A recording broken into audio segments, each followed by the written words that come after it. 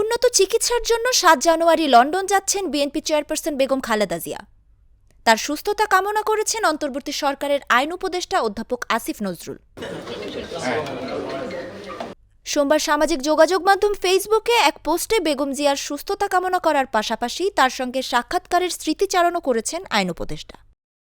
তিনি লেখেন, চিকিৎসার জন্য নভেম্বরে বেগম খালেদা জিয়ার বিদেশে যাওয়ার সম্ভাবনা ছিল। সেরকম একটা সময়ে আমি ওনার সঙ্গে সৌজন্যমূলক সাক্ষাৎ করতে যাই। একান্তে কথা হয় কিছুক্ষণ ওনার বাসভবনে। তখন বেগম জিয়া গণ অভ্যুত্থানে ছাত্র নেতৃত্বের প্রশংসা করেন এবং অন্তর্বর্তী সরকারের সাফল্য কামনা করেন জানিয়ে আসিফ নজরুল লেখেন, খালেদা জিয়া সবসময় দেশের খবর রাখেন। আইন উপদেষ্টা লেখেন, বেগম জিয়াকে তার স্বাস্থ্যের কথা, হাসিনা শাসনামলের দুঃসহ সময়ের কথা জানতে চাই। লক্ষ্য করে তিনি একবারও শেখ হাসিনার নাম নিচ্ছেন না। অবশেষে শেখ হাসিনার ওপর রাগ লাগে না আপনার? আইন উপদেষ্টার এমন প্রশ্নের জবাবে বেগম জিয়া কিছুক্ষণ নীরব থেকে ম্লান কণ্ঠে বলেন, রাগ করে কি করব বলেন, আল্লাহর কাছে বলি। আসিফ নজরুল আরও লেখেন, আমি অবাক হই। ১৫টা বছর শেখ হাসিনা কি জঘন্য ও অশ্লীল মিথ্যাচার আর নির্মম নির্যাতন করেছেন বেগম জিয়ার প্রতি, এবং একই সঙ্গে উনার দলের হাজার হাজার নেতাকর্মীকে।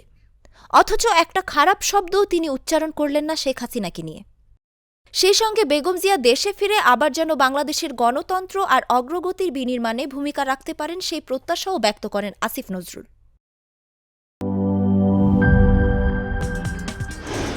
কি boss, vital match, tough opponent, tension? Come on bro, অপোনেন্টকে নিয়ে ভাবার সময় আছে। আসল অলরাউন্ডারের কাজই তো হলো যে কোনো টাফ সিচুয়েশনে টিমকে অলরাউন্ড প্রোটেকশন দেওয়া। জাস্ট লাইক মাই টাইলক্স, যার অ্যান্টিব্যাকটেরিয়াল এজেন্ট টয়লেটের কোনায় কোনায় পৌঁছে ৯৯% জীবাণু ধ্বংস করে, টয়লেটের কঠিন দাগ ও দুর্গন্ধ দূর করে টয়লেটকে রাখে ক্লিন আর সুবাসিত।